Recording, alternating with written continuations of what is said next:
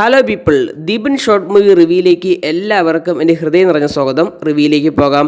2024 ജനുവരി 25 സിദ്ധാർത്ഥ് ആനന്ദ് സംവിധാനം ചെയ്ത് തിയേറ്റർ വഴി പുറത്തിറങ്ങിയ ഒരു ഹൃത്തിക് റോഷൻ മൂവിയാണ് ഫൈറ്റർ. സിനിമ ഞാൻ ഡയറക്ടറായിട്ട് OTT റിലീസ് വഴിയാണ് കണ്ടത്. സിനിമ കണ്ട എൻ്റെ അഭിപ്രായങ്ങളാണ് ഞാൻ പറയാൻ പോകുന്നത്.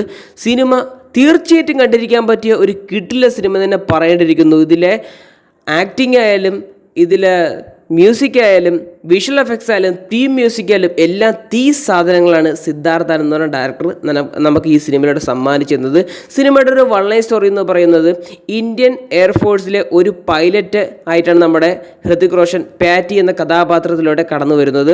അദ്ദേഹത്തിന് ഒരുപാട് ബിൽഡപ്പ് ചെയ്യുന്നുണ്ടെങ്കിലും അദ്ദേഹത്തിന് ഒരുപാട് ഡ്രോബാക്സും ഉണ്ട്. ഒരുപാട് മിഷൻസിന് അദ്ദേഹം പങ്കെടുക്കുകയും അദ്ദേഹത്തിൻ്റെ അശ്രദ്ധ കാരണം അദ്ദേഹത്തിന് ഒരുപാട് മിഷൻസ് തോക്കേണ്ടതായിട്ട് വരുന്നുണ്ട്. ഒരു സക്സസ്സും ഉണ്ട്, ഫെയിലും ഉണ്ട്. അദ്ദേഹത്തിൻ്റെ ജീവിതത്തിൽ രണ്ടും നിലനിർത്തി കൊണ്ടുപോകുന്ന ഒരു ഇമോഷൻസ് അടങ്ങുന്ന ഒരു ക്യാരക്ടറായിട്ടാണ് എനിക്ക് ഈ പാറ്റി എന്ന് പറയുന്ന കഥാപാത്രത്തെ കാണാൻ കഴിയുന്നത്. കാരണം ഗംഭീരമായിട്ട് ആ റോള് ചെയ്തിട്ടുണ്ടെന്ന് തന്നെ പറയേണ്ടത്. ഹൃതിക് റോഷൻ്റെ കരിയർ പെർഫോമൻസ് തന്നെയാണ് എനിക്ക് തോന്നുന്നത്. കാരണം വെച്ചാൽ അദ്ദേഹത്തിൻ്റെ ഇതുവരെ വന്ന എല്ലാ സിനിമയിലും നോക്കുമ്പോൾ, ഇപ്പോൾ ഇടക്കാലം വന്ന എല്ലാ സിനിമയിലും നോക്കുമ്പം മികച്ച പെർഫോമൻസ് കാഴ്ചവെച്ച ഒരു സിനിമ തന്നെയാണ് ഒരു ഓഡിയൻസ് എന്ന നിലയിൽ എനിക്ക് തോന്നിയിട്ടുള്ളത്.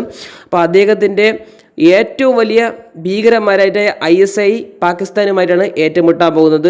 അപ്പോൾ ഒരു ഇന്ത്യൻ പാക് വാറാണ് ഈ സിനിമയുടെ മെയിനായിട്ട് പ്രധാനമായിട്ട് ചർച്ച ചെയ്യുന്നത്. പക്ഷേ ഈ സിനിമയിൽ വേറൊരു ഇതെന്ന് പറയുന്നത് 2019 ഫെബ്രുവരി 14 ബ്ലാക്ക് ഡേ എന്ന് പറയുന്നത് നിങ്ങൾക്ക് എല്ലാവർക്കും ഓർമ്മയാണല്ലോ. ഒരുപാട് ധീര ജവാന്മാർ നമ്മൾ മരണമടഞ്ഞ ഒരു ദിവസവും കൂടെയാണ്.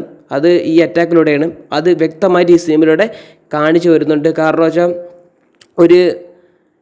അവരുടെ ജീവിതം, അവരുടെ ഇമോഷൻസ് എല്ലാം ഈ സിനിമയിലൂടെ വ്യക്തമായിട്ട് കാണിച്ചിരുന്നുണ്ട്. കാരണം അത്ര ഗംഭീര സിനിമ. കാരണം ഇങ്ങനത്തെ സിനിമകളാണ് മെഗാ ഹൈറ്റ് അടിക്കേണ്ട സിനിമ. പക്ഷേ നിർഭാഗ്യവശാൽ ഇതൊരു ആവറേജ് ഹിറ്റായിപ്പോയി. ഏകദേശം 250 കോടിയാണ് സിനിമയുടെ ബഡ്ജറ്റ്.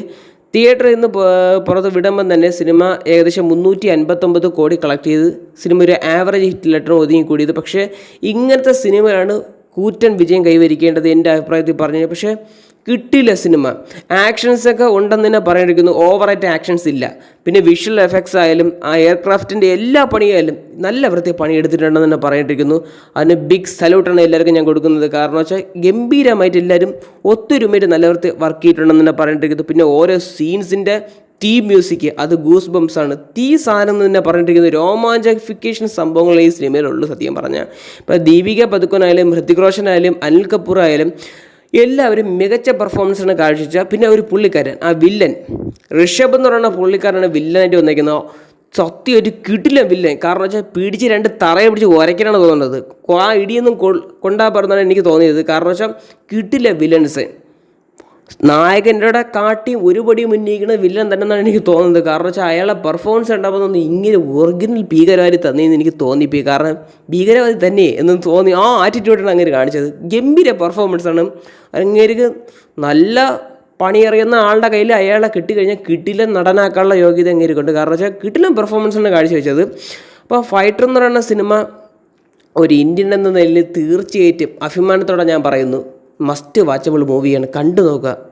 രോമാഞ്ചിഫിക്കേഷൻസ് ഉണ്ട്, ഒരുപാട് ഇമോഷൻസ് ഉണ്ട്, ആക്ഷൻസ് ഉണ്ട്, വിഷ്വൽ എഫക്ട്സ്, നല്ല തീം മ്യൂസിക് എല്ലാം കിട്ടിലായിട്ട് വന്നിട്ടുണ്ടെന്ന് തന്നെ പറയേണ്ടത്. സിദ്ധാർത്ഥ് ആനന്ദിൻ്റെ കരിയർ പെർഫോമൻസ് ഇത് തന്നെന്നാണ് എനിക്ക് തോന്നുന്നത്. അദ്ദേഹം ഒരുപാട് തള്ളിയിട്ടുണ്ടായിരുന്നു ഒരു ഇൻ്റർവ്യൂവിലൊക്കെ. സിനിമ ജയിക്കാത്തതിൻ്റെ കാരണം അത് ഓഡിയൻസിനെ കുറിച്ചൊരു കുറ്റം പറഞ്ഞായിരുന്നു. പക്ഷേ അദ്ദേഹത്തിൻ്റെ സിനിമ ഗംഭീരമായി തന്നെ പറയേണ്ടിയിരിക്കുന്നു. പക്ഷേ എന്ത് പറ്റിയെന്ന് പറഞ്ഞാൽ കളക്ഷനിൽ അത് മാത്രം എനിക്ക് പക്ഷേ ഹെവി പോസിറ്റീവ് റെസ്പോൺസാണ് വന്നത്. അപ്പോൾ ഇത്രയൊക്കെ ഉള്ളൂ എനിക്ക് ഫൈറ്റർ എന്ന സിനിമയെക്കുറിച്ച് പറയാനുള്ളത്. വീഡിയോ ഇഷ്ടപ്പെട്ട് കഴിഞ്ഞാൽ ലൈക്ക് ചെയ്യുക, ഷെയർ ചെയ്യുക, സബ്സ്ക്രൈബ് ചെയ്യുക. വീഡിയോ കണ്ടതിന് വളരെയധികം നന്ദിയുണ്ട്.